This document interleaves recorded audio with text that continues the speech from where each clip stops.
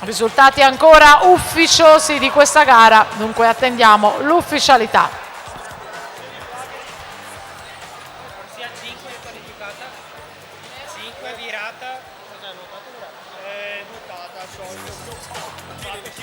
Attenzione, annuncio di squalifica, l'atleta Davide Bizzotto è stato squalificato per nuotata irregolare, dunque la vittoria va a Enrico Aguiari davanti a Matteo Barbi e Michele Baratti.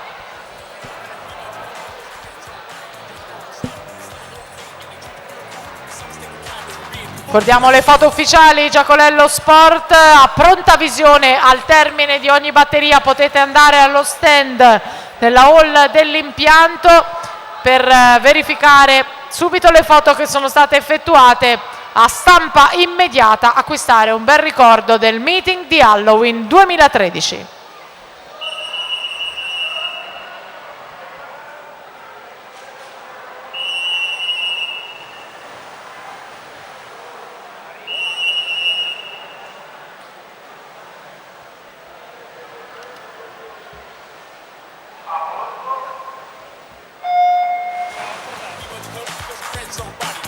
Some are okay and they treat you real cool. Some mistake kindness for being the fool. You like to be with some because they're funny.